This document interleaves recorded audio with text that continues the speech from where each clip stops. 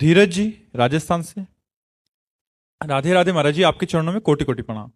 महाराज जी, आपने एकांतिक में एक बार यह कहा था कि पति जो भजन करता है उसका आधा भजन पत्नी को जाता है, और पत्नी जो भजन करती है उसका भजन उसी को रहता है। तो महाराज जी, तब से मन बहुत विचलित है कि शादी करूं या ना करूं। मतलब ऐसे ही बहुत थोड़ा सा भजन होता है, उसमें भी आधा वो ले जाएगी तो मतलब गड़बड़ सा हो जाएगा।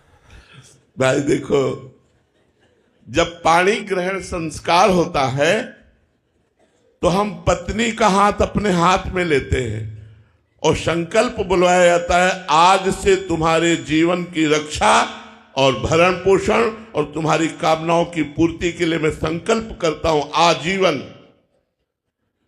वो तुम्हारी अर्धांगिनी हुई, उसने तुम्हारा हाथ नहीं पकड़ा, तुमने उसका हाथ पकड़ा है।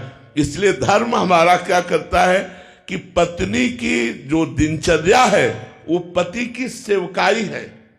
समझना, पत्नी का कर्तव्य नहीं कि सुबह से माला लेके बैठ गई है, पत्नी को ऑफिस जाना है, वो बोले जी हमारे जब 11 माला पूरा हो जाएंगे तो चाय बनाऊंगी, अब वो पति बेचारा भूखा ऑफिस जाए, वो माला काम नहीं करेगी।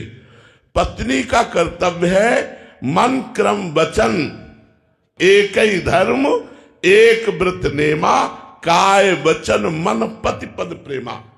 वो अपने शरीर से, अपने मन से, अपने वाणी से, अपनी चेष्टाओं से केवल पति की सेवकाई करे, और पति जो धर्म करेगा, भजन करेगा, उसका हिस्सेदार पत्नी होगी।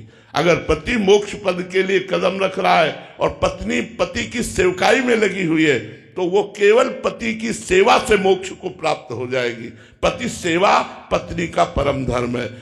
अत्रि मुनि की केवल सेवा करती थी अनसुईया जी, और अत्रि मुनि ध्यानस्थ रहते थे।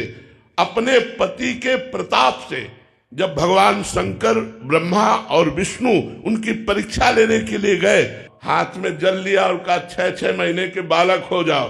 पति व्रत, पति सेवा, पति धर्म के प्रभाव से तीनों सृष्टि के विधायक, ब्रह्मा सृजन करने वाले, विष्णु